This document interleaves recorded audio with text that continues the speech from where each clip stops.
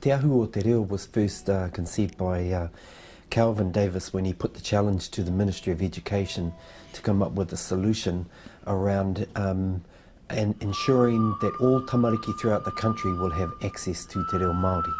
He wasn't just talking about having access to Te Reo Māori as a subject, as a curriculum, as an academic subject, but having access to Te Reo Māori in a natural, normalised environment. Well, the primary focus is for teachers, although it's not just for registered teachers. Some people are working within schools who have regular contact with our tamariki, and so I suppose the best way to describe it are anyone that has a day-to-day contact with our tamariki and their capability, their capacity to be able to interact with them in Reo Māori as a natural part of the culture, of the environment of the school, of the learning environment. I'm a professional leader, so there's 24 kindergartens. Probably some of my expectations was I want teachers coming up, so I'm here to also to lead by example and to support teachers. But for us to be able to build confidence, I think confidence is a really big thing.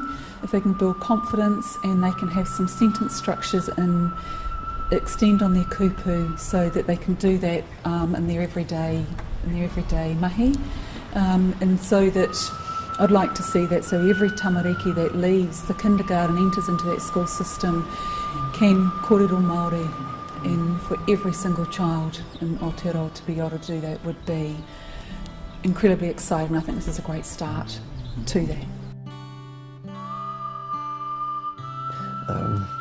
As I understand it, Taranaki was chosen because they had already identified that there is going to be a growth rate of Māori population within Taranaki, and because a natural part of growth is being able to provide a capacity right now, so that in the near future the schools within the region will have increased capacity to be able to respond to that.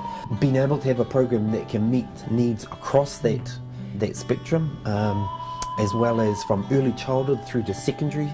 We're talking about this fairly unique set of skills there, and so the ātarangi was the approach that was chosen to be able to test this trial, to pilot approach here in Taranaki. Everything that I've learnt today, I'm going to go back to my class tomorrow and do it with my class straight away, so that I've now had the chance to learn it. So now I have to teach it to improve my own knowledge, but to help my children. So immediately it will be used in my class. I'm very fortunate. Our school has got 4 teachers with Māori immersion language units, and so it gives me a chance to converse with them, to continuously improve my reo with them, and to also have the confidence to go and ask in reo what to say. Supportive.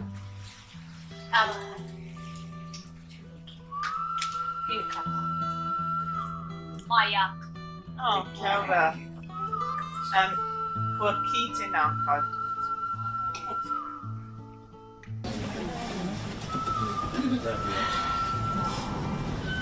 Kia ora.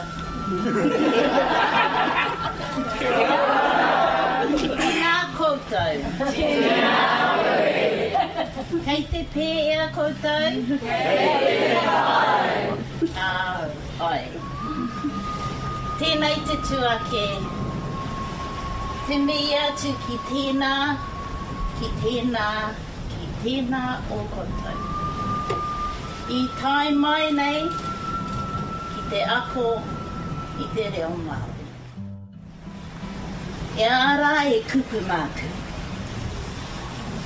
Atu i te miau. Te tuku mihinu. Kia koutou katoa. The primary the way for teachers to make contact with this kaupapa is through the website of Ministry of Education. So there is a registration process or an expression of interest on the website. If you do a search under Te Ahu o Te Reo Māori, then it will come up with an electronic registration or expression of interest. You put your contact details there, and from there on the ministry will be able to track you when is the most appropriate time for you to enter into the program. Are you more appropriate being based in Taranaki, in Wānanga, or in other regions? So it doesn't limit you just to being from this region. And ultimately that is the first point of contact. Beyond that, within the group of ātarangi and potentially in the future Te Reo Taranaki will make contact and then be able to explain it fully then.